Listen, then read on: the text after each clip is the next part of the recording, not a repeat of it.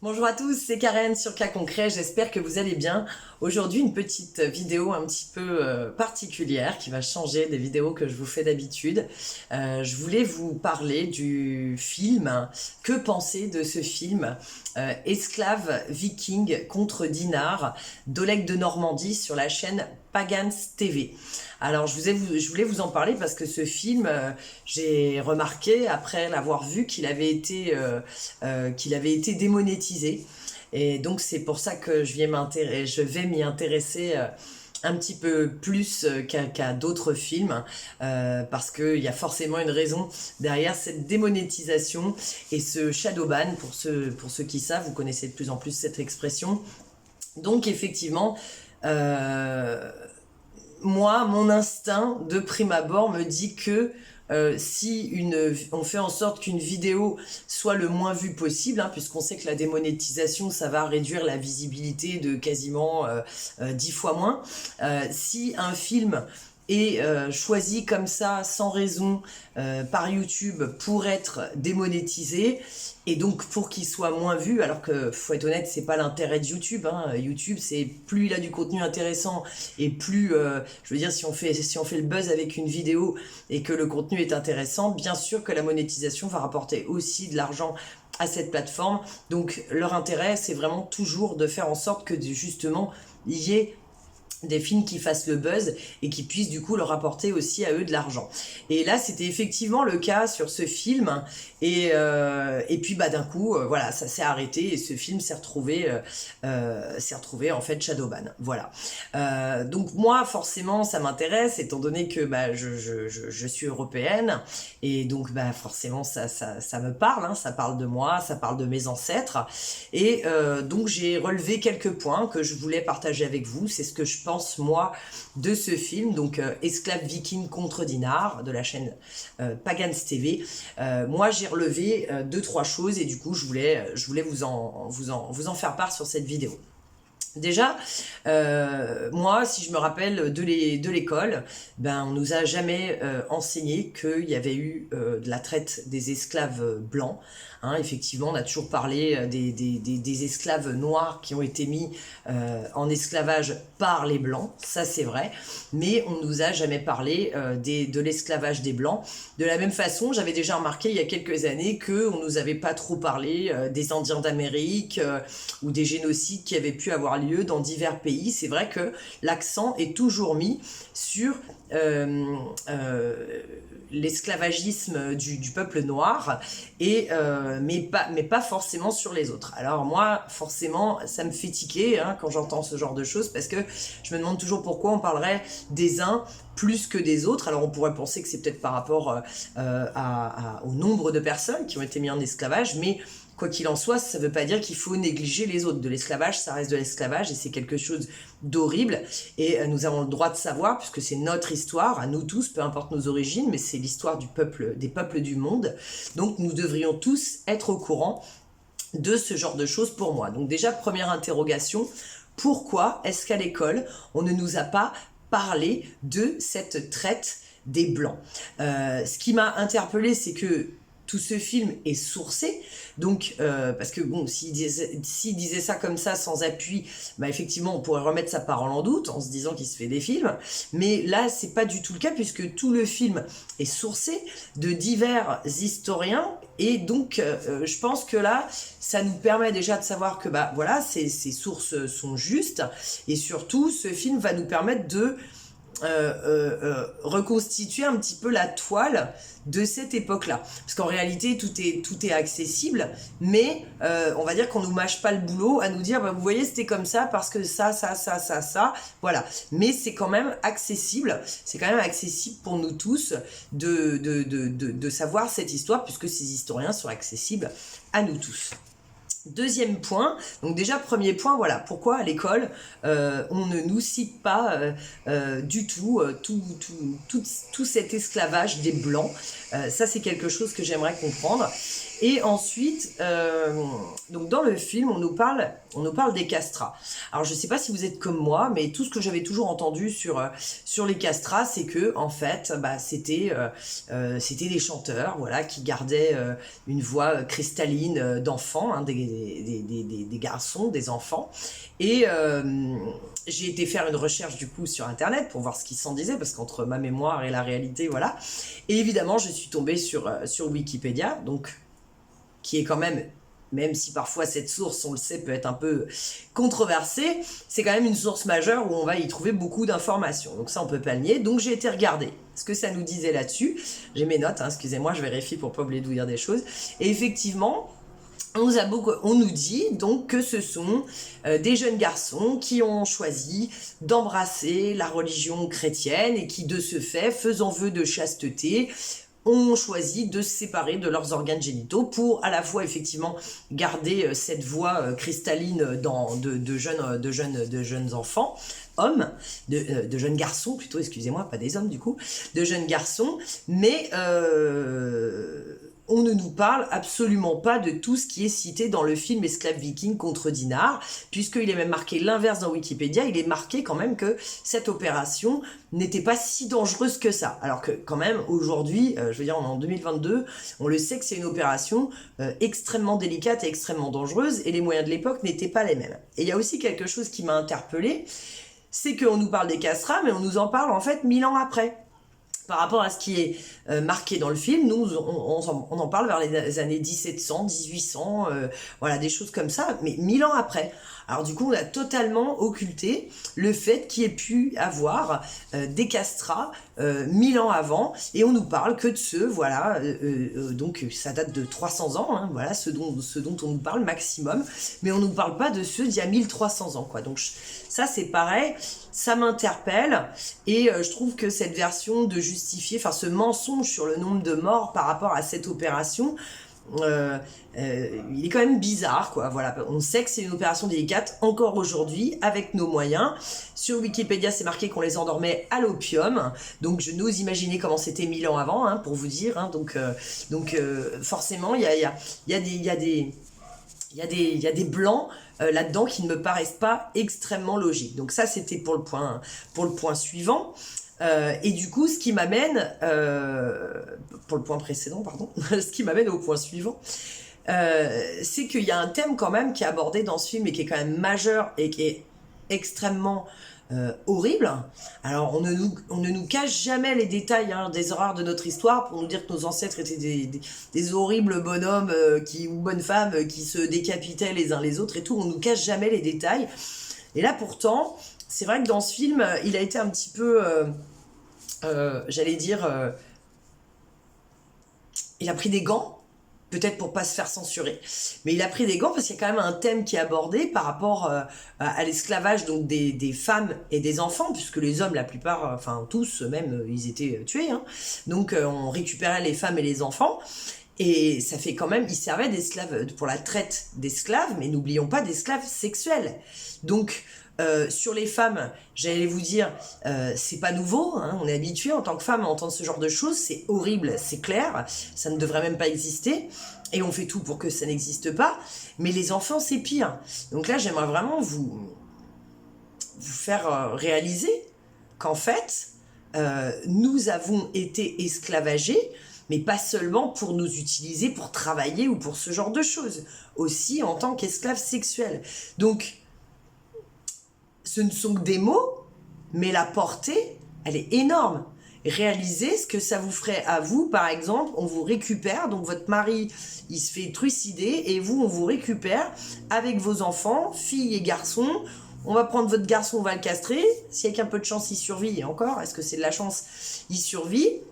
Et puis, en fait, vous savez, après, ou même vous voyez, vous servez d'esclaves sexuels, vos enfants servent d'esclaves sexuels, peut-être sous vos yeux ou pas, mais en tout cas, vous savez que ça leur arrive, même si c'est pas sous vos yeux.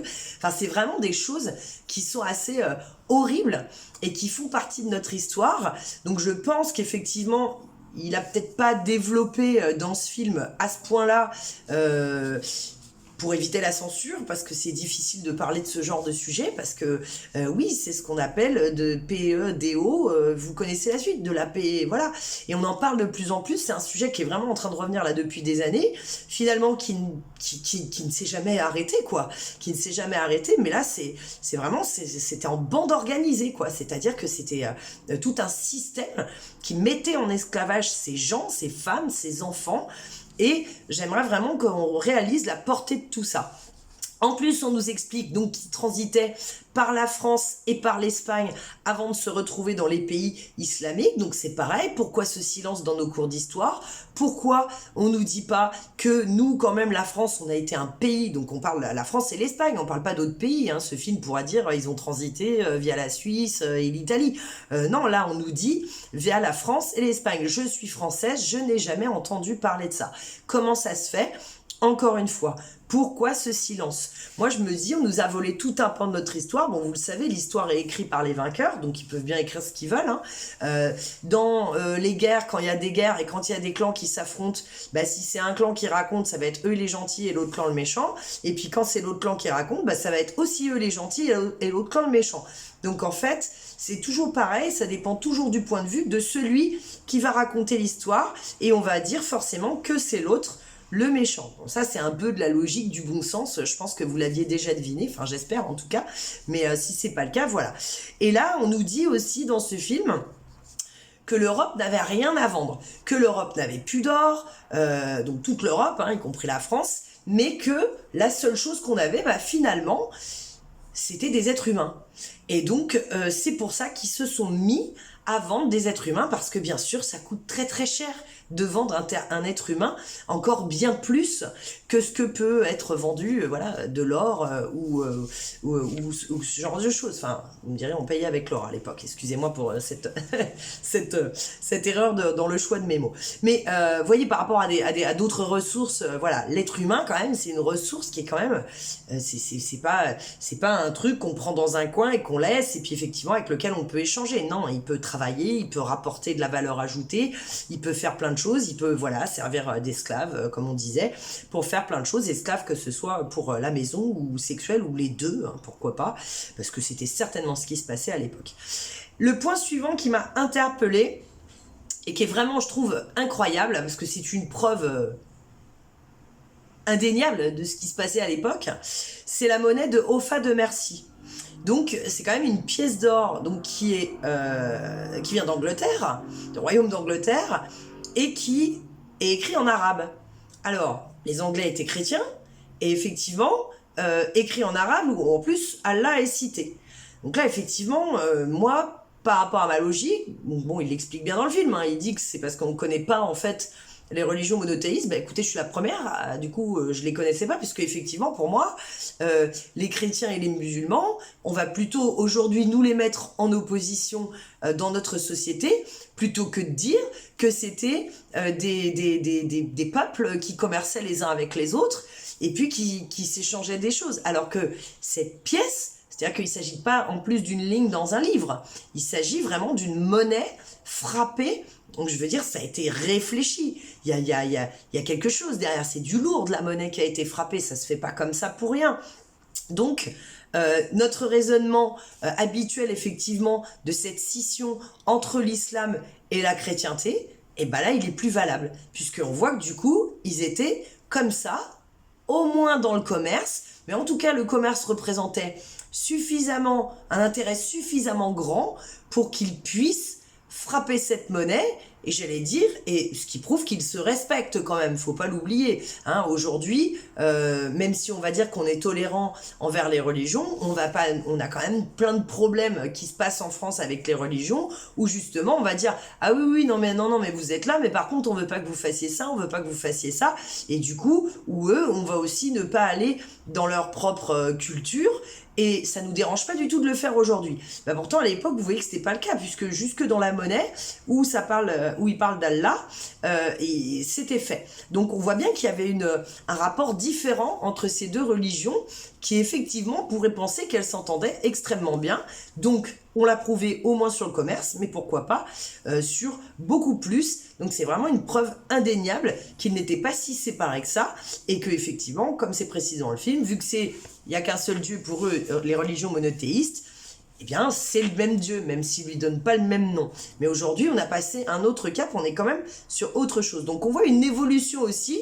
Hein, il ne faut pas oublier que les religions s'arrangent aussi toujours pour récupérer des fidèles, hein, puisque c'est leur but, sinon elles n'existent plus. Hein, donc leur but, c'est vraiment, c'est comme une société qui cherche à faire des clients. Sinon, elle n'existera plus, elle pourra plus vendre ses produits. Enfin, c'est logique, c'est-à-dire que sans les autres, on n'existe pas. Et ben là, c'est exactement la même chose.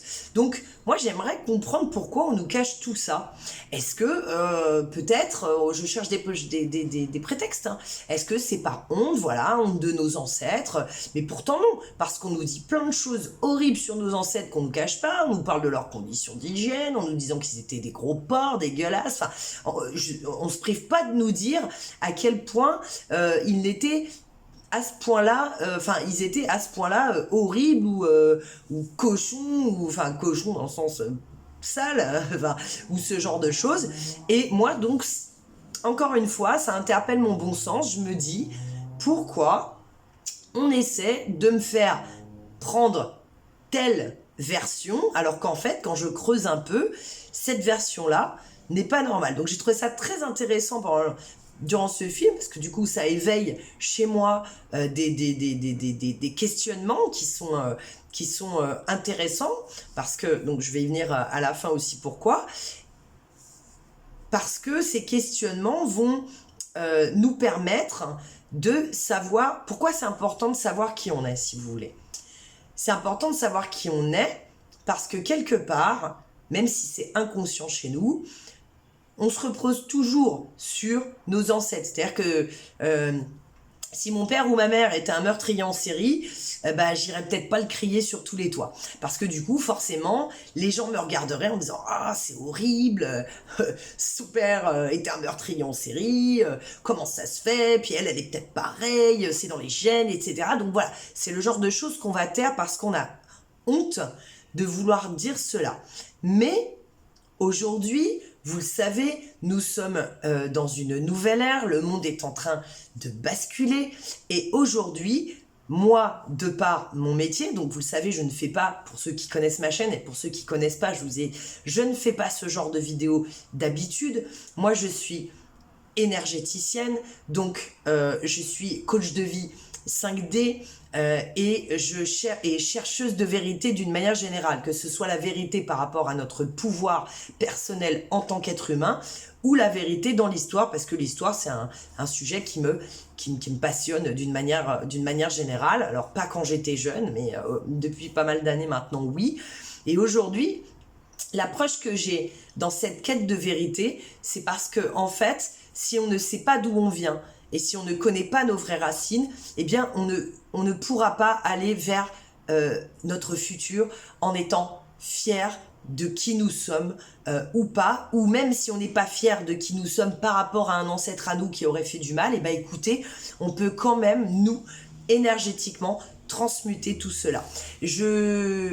Ma mère est pas d'origine, excusez-moi, moi je suis d'origine. Ma mère est bulgare, elle est arrivée en France, elle avait une vingtaine d'années. Et quand j'étais très jeune et que je lui posais des questions, elle avait toujours beaucoup de mal à me répondre. Et moi, ça m'agaçait parce que quand on est jeune, on veut toujours avoir un noir ou blanc. Réponds-moi, c'est noir ou blanc. Et puis un jour, elle m'a dit, tu sais, si je te réponds pas, c'est aussi parce que toi, tu te rends pas compte, tu es née française, tu es née libre. Maintenant, on l'est de moins en moins, mais en tout cas, quand je suis née, moi, il y a plus de 40 ans, j'étais née libre. Et en tout cas, plus qu'aujourd'hui.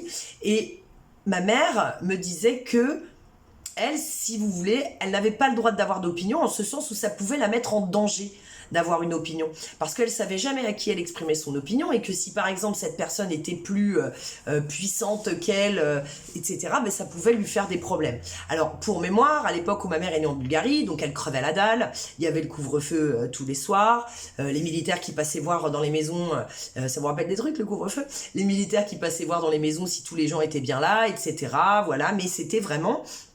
il y avait une poignée, hein, c'est ça le communisme, hein, parce que dans l'idée c'est magnifique le communisme, mais il y avait une poignée de riches qui se gavaient sur le dos et le travail des autres, et puis même sur la peur de mourir, de ne pas vivre, ou que que leurs enfants ne vivent pas, par rapport à la nourriture. Donc évidemment la pénurie de nourriture. Mais alors je vous rassure, il y en avait qui eux se gavaient dans des bâtiments somptueux, magnifiques, que j'ai visités, puisque vous vous doutez, j'étais en Bulgarie, et encore je les ai pas vus à l'époque de leur plus grand phase, j'ai vu ce qu'il en restait moi des années après. Mais aujourd'hui, il est important de comprendre que dans ces pays, on met une espèce de loi du silence inconsciente, où en fait les gens n'osent pas parler. Voilà. Et moi, si je vous le dis, c'est parce qu'effectivement, je suis bien placée pour le savoir, puisque ma mère est née comme ça, et puis qu'après, bien sûr, des Bulgares, j'en ai connu d'autres avec qui j'ai pu avoir l'occasion de parler, que ce soit ma famille ou d'autres Bulgares qui ont été approchés, parce que comme ma mère était bulgare, et ben, hop, on lui présentait d'autres Bulgares, et j'ai eu l'occasion de diverses générations de parler avec eux de tout ça aussi. Mais moi, là où je veux en venir quand je vous dis tout ça, c'est quoi? C'est que peu importe le passé que nous avons eu, ce qui est important, c'est que nous en ayons connaissance. Parce qu'aujourd'hui, énergétiquement, on est en train de transmuter beaucoup de choses du karma, beaucoup de choses du transgénérationnel. Vous savez que les choses horribles qu'on a vécues, elles sont, avec l'épigénétique, elles sont plus ou moins ancrées dans nos cellules. Donc, si nous avons... Moi particulièrement, parce que je vous dis, j'ai plein d'origines qui sont de ces pays, de tous ces pays par là, puisque bien sûr, j'ai de français aussi, mais je veux dire Bulgarie, parce qu'après, vous avez vu à la fin du film, on nous dit qu'ils sont éloignés, donc vers tous ces pays-là, parce que du coup, ça devenait un petit peu moins faisable en Europe. Mais nous avons en commun, vous et moi, toutes ces lignées de sang, c'est-à-dire des lignées où nous avons eu, en transgénérationnel, en épigénétique, c'est encore présent dans nos cellules, nous avons eu de la soumission, nous avons eu du combat, nous avons eu de l'esclavage, que ce soit de l'esclavage juste être maltraité ou même de l'esclavage sexuel, nous avons eu tout ça. Et aujourd'hui, nous sommes à une ère où nous allons devoir libérer où nous sommes déjà en train de le faire, libérer nos ancêtres, libérer tout ce transgénérationnel, toutes ces cellules, toutes ces mémoires de guerre, ces mémoires de combat, ces mémoires de despotisme, de soumission, de cruauté. Et nous avons été manipulés par la peur, parce que c'est bien évidemment la peur qui nous fait avoir des raisonnements dans l'urgence, parce que on a peur et qu'il faut réagir tout de suite. Donc on n'est plus en train de réagir avec notre bon sens, on réagit uniquement dans l'urgence. Et quand on réagit dans l'urgence, eh bien c'est là que malheureusement on ne fait pas les bons choix. Et je pense aujourd'hui que ce film, du fait qu'il est shadowban, qu'il a été démonétisé, ce film est une vérité. C'est pour ça que je voulais faire une vidéo spéciale dessus, parce que pour moi, c'est important d'en parler sur la toile pour que les gens, que ça tourne un maximum. Donc voilà, pour ceux qui ne connaissent pas, bien sûr, la chaîne Pagans TV, vous allez trouver tous les liens sur ce film dans la description de ma vidéo, et vous pourrez aller vous faire votre propre idée.